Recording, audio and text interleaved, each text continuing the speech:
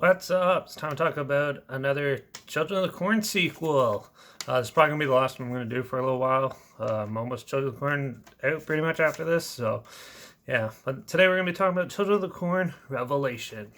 This is the seventh film in the Children of the Corn franchise. So, how well does it do? Well, let's see. It was released by Dimension Films October 9th, 2001. It was produced by Joel Sosin and Mike Leahy.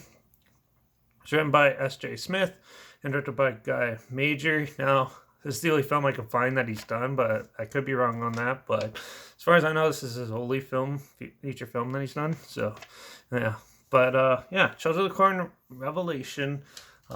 Basically, you're following a young woman who is coming to visit her grandmother and who's concerned because she's ill and stuff in her old apartment complex somewhere in the ghetto.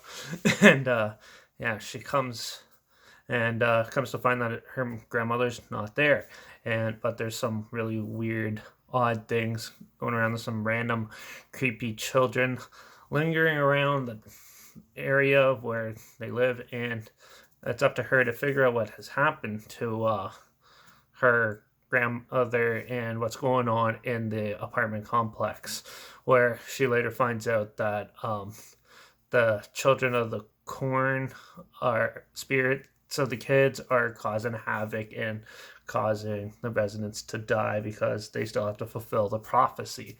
So, yeah.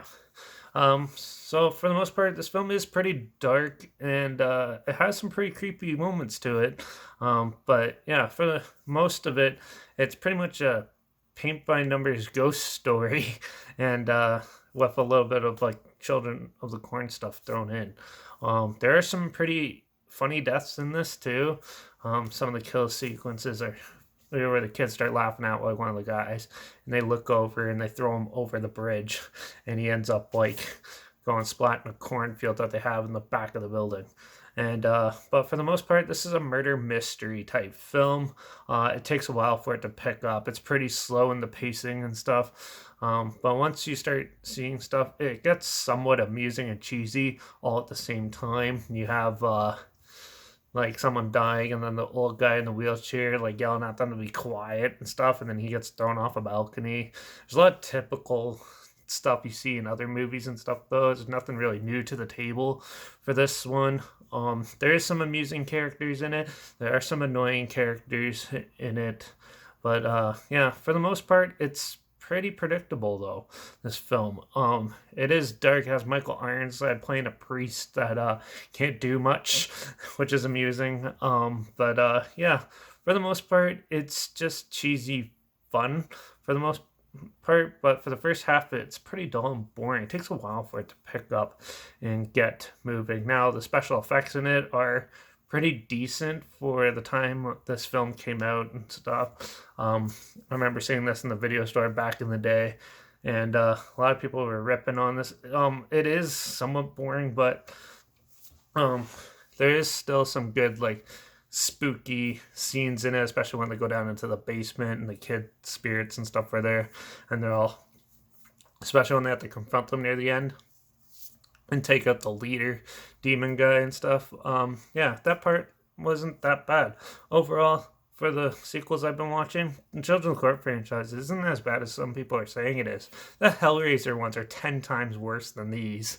And yeah, but maybe it's just because I find Kill a Kid films and stuff like that amusing in that. Like the worst one I think is the sixth one. This one is a little bit better.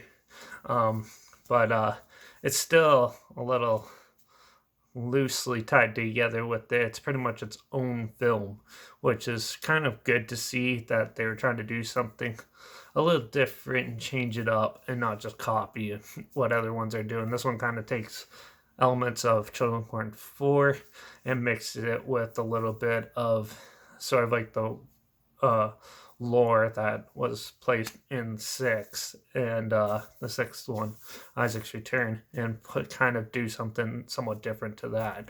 And it was pretty amusing to see it. But for the most part, it is pretty boring and dull for the most part of it. The cinematography in this, though, is really pretty well done, though. I really enjoyed it. It's definitely a good little TV movie and stuff like that, but it's 100% not the worst. I still think the sixth one is the worst. So, yeah. But with all that being said, I'm going to give Children of the Corn Revelation a 2.5 out of 5. It's down in the center. If they focus more on the spooky stuff, probably been a little bit better and a little more cohesive. But for the most part, it's watchable. You might get bored for some of it, but there are some pretty cheesy death scenes. Not as funny and amusing and entertaining as two, but it still has that cheese factor and that you want to see in a Children of the Corn film. So, yeah, there's a trailer link down below if you want to check it out and see what I'm talking about, or relive it or something like that, or just want to see what I'm talking about. It's linked down below.